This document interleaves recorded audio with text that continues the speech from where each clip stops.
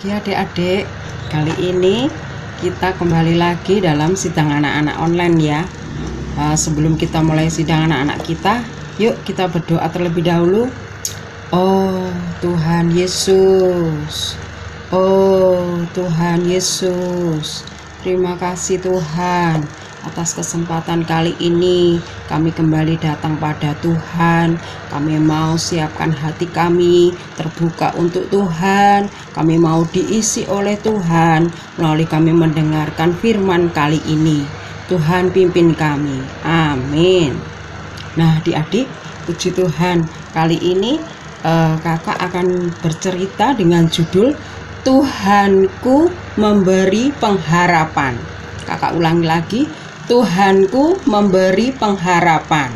Adik-adik bisa membacanya dalam 1 Samuel pasal 17 ayat 1 sampai 51. Kakak ulangi ya, nas Alkitabnya ada di 1 Samuel pasal 17 ayat 1 sampai 51. Baik adik-adik, adik-adik kalau adik-adik mau pergi misalkan ke sidang anak-anak atau pergi ke sekolah atau pergi jalan-jalan dengan keluarga, adik-adik naik apa? Nah, ada yang mungkin adik-adik pergi ke sekolah diantar orang tuanya naik motor, mungkin ada yang berangkat sendiri naik sepeda ya, mungkin ada juga yang karena jauh naik mobil, atau ada juga yang harus naik bus ya, macam-macam ya. Kalau misalkan adik-adik pergi ke tempat yang lebih jauh lagi, juga bisa mungkin naik kapal atau naik pesawat ya. Nah kali ini cerita Alkitab kali ini adalah Daud dia mengendarai keledai adik-adik. Adik-adik tahu enggak keledai itu seperti apa? Keledai itu seperti kuda, tapi dia lebih kecil adik-adik. Dia lebih kecil. Nah pada zaman dulu angkutan untuk orang-orang pergi kemana mereka itu naik keledai itu adik-adik. Jadi keledainya untuk bisa dimuatin barang atau bisa dinaikin adik-adik. Nah saat itu Daud dia mengendarai seekor keledai adik-adik. Nah ngapain ya kira-kira Daud mengendarai keledai? Ternyata dia disuruh oleh ayahnya untuk melihat bagaimana keadaan kakaknya, saudara-saudaranya. Adik-adik, Daud itu dia mempunyai saudara 7. Nah dia adalah nomor yang 8. Nah kakaknya yang ikut berperang itu adalah kakak yang nomor 1 sampai nomor 3. Dia adalah menjadi tentara, makanya dia ikut dalam peperangan. Nah adik-adik, waktu itu ketika Daud itu naik keledai, tiba-tiba dia berada di medan perang adik-adik. Dia mendengar suara yang keras sekali. Nah dia heran, siapa itu? Suara apa itu? Apa yang diomongin ya? Nah, dia mendengar suara yang keras dan dia melihat seorang yang besar, tinggi adik-adik. Tingginya itu tahu nggak kalian? Tingginya 3,5 meter adik-adik. Nah tinggi 3,5 meter itu sama aja setinggi mulai lantai sampai atap rumah adik-adik. Wah coba bayangin, kalau kalian lihat mulai dari lantai sampai atas langit-langit itu atap rumah, wah tinggi kan? Nah dia itu orangnya besar, tinggi, suaranya juga besar. Dia adalah Goliat, seperti raksasa. Nah pada zaman dulu ada bangsa Filistin. Bangsa Filistin ini adalah bangsa yang tidak mau menyembah Tuhan, adik-adik. Dia tidak mau berbakti kepada Tuhan.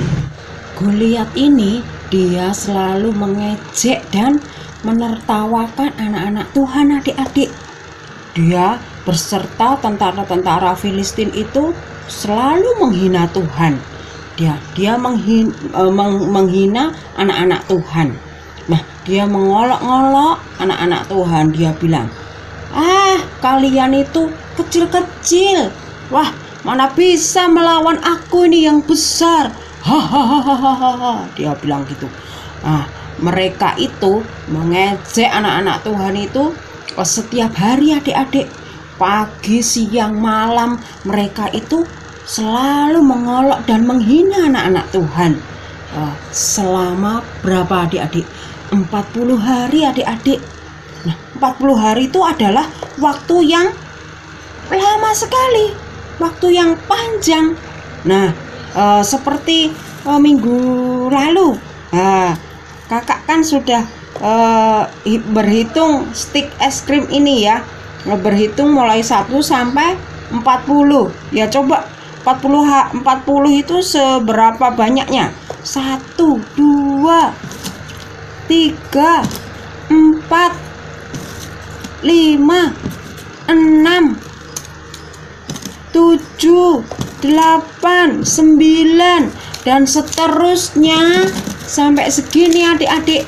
Nah, stik ini tadi kakak sudah hitung jumlahnya ada 40. Tuh, banyak kan? Tuh, 40 itu banyak sekali, adik-adik.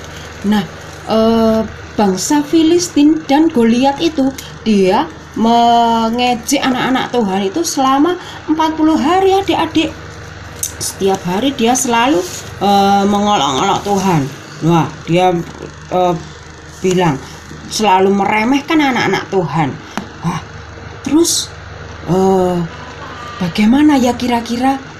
Apakah anak-anak Tuhan ada harapan untuk melawan bangsa-bangsa Filistin? Orangnya yang ada Goliat yang segede seperti raksasa tadi. Kira-kira bisa ndak ya? Ada harapan ndak? Bisa menang ndak ya kira-kira? Nah, terus anak-anak Tuhan ini ada yang dia mulai khawatir. Wah, gawat ini. Gimana ya cara kita? Kita ini kecil-kecil sekali. Bagaimana cara kita melawan mereka? Wah, mereka ini terlalu besar buat kita. Wah, mendengar suara Goliat saja aku sudah takut. Aku sudah gemetaran ndak karuan. Wah, bagaimana ya? Apakah bisa kita melawan mereka? Kemudian ada yang menyeletuk. Ada harapan. Menyeletuk dari jauh dengan suara yang lantang. Ada harapan. Nah, seseorang datang dan berteriak, kita ada harapan, jangan takut, kita memiliki Tuhan. Bila kita bersandar pada Tuhan, pasti ada jalan. Pasti Tuhan membantu kita. Pasti Tuhan memberi harapan pada kita. Nah, anak-anak Tuhan mereka bingung, siapa itu, suara siapa? Suara siapa, adik-adik tahu enggak? Ternyata suara Daud, adik-adik. Nah, Daud dia meskipun kecil tapi dia berani. Nah, ketika Goliat mendengar suara Daud, nah Goliat menertawakan Daud. Kamu anak kecil seperti itu. Wah, kamu ini tidak lebih dari seekor kutu yang kecil. Kamu mana bisa kamu melukai aku yang badanku ini besar. Aku juga tinggi nih. Aku seperti raksasa. Kecil untuk melawan kamu yang kecil sekali itu. Pasti kamu tidak akan bisa melukai aku. Goliat bilang begitu. Terus akhirnya Daud mengambil 5 batu, adik-adik. Nah, coba dihitung sama-sama yuk. 1, 2, 3, 4, 5. Nah, Daud mengambil 5 batu kecil. Nah, dia menaruh 1 batu ke dalam ketapelnya. Nah, dia menaruh 1 batu ke dalam ketapelnya. Akhirnya ketika Goliat akan menghampiri Daud cepat-cepat melepaskan ketapelnya dengan keras. Nah, akhirnya bruk. Nah, mengenai Goliat adik-adik. Akhirnya Goliat terjatuh. Nah, karena badannya kan besar, suaranya tuh sampai buk gitu, keras. Nah, terus anak-anak Tuhan mulai bersorak-sorai, "Yeay, Daud!" Nah, ketika kita bersandar Tuhan, kita ada harapan. Yeay, kita menang, Goliat kalah. Kita menang, Goliat kalah. Nah, adik-adik, kita meskipun kecil, jangan sampai kita meremehkan diri kita, adik-adik. Karena di dalam diri kita ada Tuhan.